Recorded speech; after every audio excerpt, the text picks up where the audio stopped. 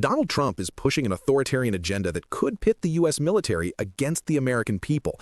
A top Democrat and former Army paratrooper just raised a chilling possibility. Will generals refuse Trump's unlawful orders if he tries to turn troops on civilians? This is the kind of crisis that could shake the nation to its core. We begin with Trump's own words, his latest justification for transforming U.S. cities into military training grounds. San Francisco, Chicago, New York, Los Angeles, they're very unsafe places, and we're going to straighten them out one by one.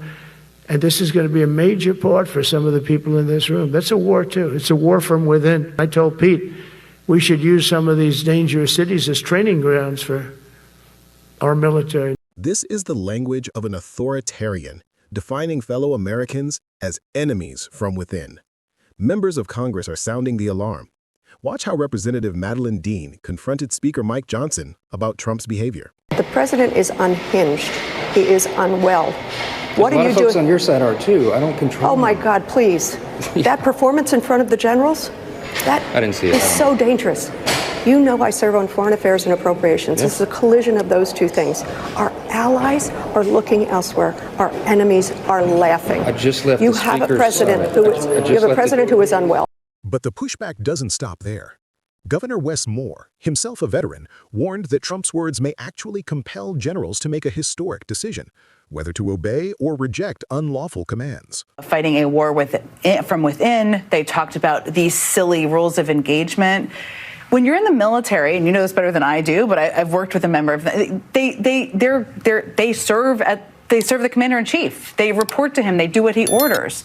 And I just wonder if we're in just a different moment where there should be some questioning. Or how do you think about it? Yeah, I mean, yesterday was really disheartening. I received a text from a person who I served with before, and he said to me, you know, it's normal to disagree with the commander-in-chief.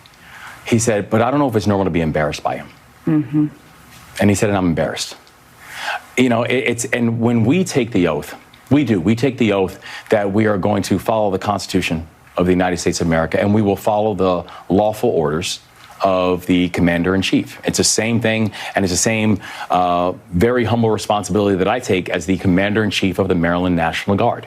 That I know the Maryland National Guard and the Maryland Air Guard, they move on the command of the commander-in-chief, that I'm giving them lawful orders. But I also think there's a confidence amongst the members of the Maryland National Guard and the Maryland Air Guard is that I would only ever give lawful orders.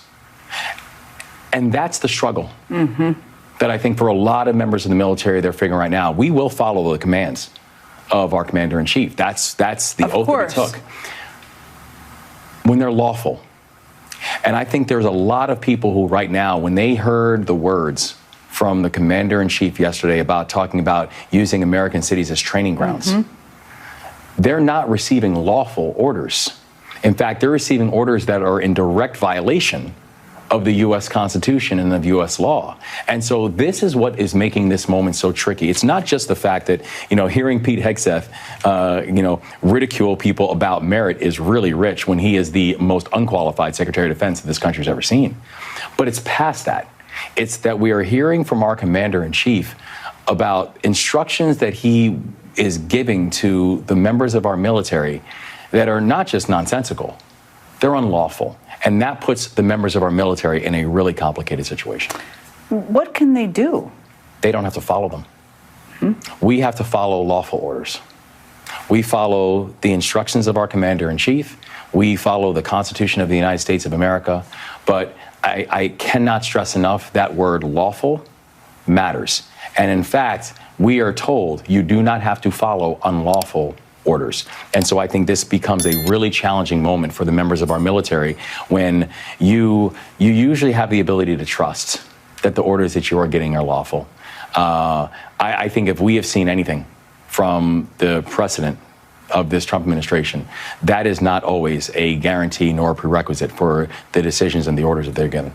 This raises the most important question yet. Can the generals do what Congress has failed to do? Block Trump from dragging the country into a war against its own people?